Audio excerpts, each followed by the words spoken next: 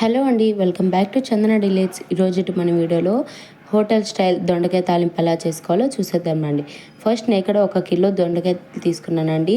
దొండకాయలని తీసుకొని ఈ విధంగా ఇక్కడ నేను చూపిస్తున్న విధంగా ఈ మాత్రం సన్నగా కట్ చేసుకోవాలి. కట్ చేసుకున్న తర్వాత ఆరబెట్టుకోండి. అంటే కడిగిన తర్వాత ఒక 10 నుంచి 15 నిమిషాలు ఎండలో కానీ ఫ్యాన్ కింద కానీ పెట్టారంటే తడి లేకుండా ఉంటుందండి. తర్వాత మనం ముందే ప్రీ హీట్ చేసుకున్న ఆయిల్లో ఈ దొండకాయలని వేసుకోండి. చేతితో వేసుకుంటే చిటికలు పడతాయి కాబట్టి ఈ విధంగా గడిట మీద దొండకాయలు పెట్టుకొని లైట్గా ఫ్రై చేస్తూ వేసుకున్నారంటే చేయి మీద పడకుండా ఉంటుందండి. ఒకసారి ఈ టిప్ని పాటించండి. ఈ విధంగా వేసుకొని ఇవి ఫ్రై చేసుకుంటూ ఉన్నారంటే ఈవెన్గా అంటే ఆయిల్కి తగినంత వరకు దొండకాయలు వేసుకోండి. ఎక్కువ వేసేసారంటే త్వరగా ఫ్రై అవ్వవు. అండ్ ఇంకో విషయం గుర్తుపెట్టుకోండి, ఈ ప్రాసెస్ మొత్తం అనేది హై ఫ్లేమ్ మీదే జరగాలి. ఈ విధంగా కలుపుకుంటూ డీప్ ఫ్రై చేస్తూ ఉన్నారంటే ఇక్కడ నేను చూపిస్తున్న విధంగా లైట్గా కలర్ చేంజ్ అవుతూ ఉంటుంది. ఈ విధంగానే ఫ్రై చేసుకుంటూ ఉండండి. ఈ విధంగా ఫ్రై చేస్తూ హై ఫ్లేమ్ మీదే ఉండించుకోండి. మీడియం ఫ్లేమ్లో కానీ లో ఫ్లేమ్లో కానీ పెట్టారంటే ఆయిల్ పీల్చేస్తుంది. ఈ విధంగా ఫ్రై చేసుకుంటూ ఉన్నారంటే మంచిగా కలర్ చేంజ్ అయ్యే వరకు ఈ విధంగా లైట్గా అంటే లైట్ బ్రౌనిష్ కలర్ వచ్చే వరకు చూపిస్తున్నాను కదండి. ఈ విధంగా మిక్స్ చేస్తూ ఈ విధంగా ఫ్రై చేశారంటే ఈ కలర్ వచ్చే వరకు తీసేసేయండి. ఇక్కడ మీ దగ్గర ఖచ్చితంగా ప్రతి ఇంట్లో కూడా ఇట్లాంటి గడిటలు ఉంటాయి కదండి. ఇక్కడ నేను తీస్తున్న విధంగా తీసేసుకోండి. అంటే ఆయిల్ అనేది ఎక్కువ లేకుండా మంచిగా వస్తాయి. తర్వాత ఇలాగే రెండో వాయి కూడా వేసుకుంటున్నాను. మీరు ఒకేసారి కానీ అన్నీ కానీ వేసేసారంటే సరిగ్గా ఫ్రై అవ్వండి.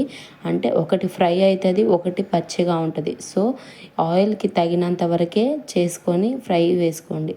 ఇక్కడ నేను చూపిస్తున్నాను చూడండి, ఆయిల్కి తగినంత వరకే. అంటే ఈ క్వాంటిటీలో ఆయిల్ తీసుకున్నాం కాబట్టి ఇదే క్వాంటిటీలో దొండకాయలను కూడా వేసుకొని ఈ విధంగా ఆయిల్కి సరిపడ దొండకాయలు వేసుకున్నారంటే ఈ విధంగా కలుపుతూ ఉన్నారంటే మంచిగా ఈ విధంగా డీప్ ఫ్రై అయిపోతాయి. ఈ విధంగా డీప్ ఫ్రై అయిపోయిన తర్వాత ఈ విధంగా తీసి పెట్టేసుకోండి.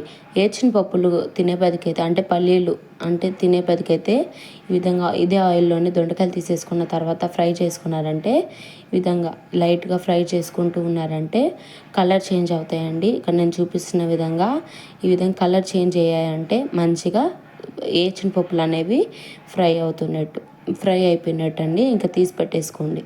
తీసేసుకున్న తర్వాత కరివేపాకు వేసుకొని డీప్ ఫ్రై చేసుకోండి. కరివేపాకు అనేది క్రిస్పీగా వచ్చే వరకు డీప్ ఫ్రై చేసుకోండి. క్రిస్పీగా రావాలి.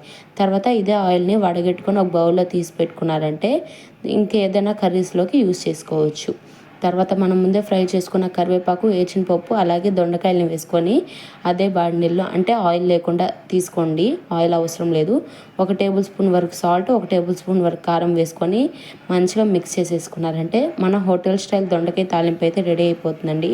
టేస్ట్ అయితే చాలా బాగుంటుంది. పప్పులోకి కానీ రైస్లోకి కానీ అలాగే రసంలోకి కానీ ఈ విధంగా సైడ్ డిష్లోకి చాలా బాగుంటుంది. వెజ్ లవర్స్కి అయితే చాలా నచ్చుద్ది. నేను ఎప్పుడు చేసినా ఇదే విధంగా చేస్తాను.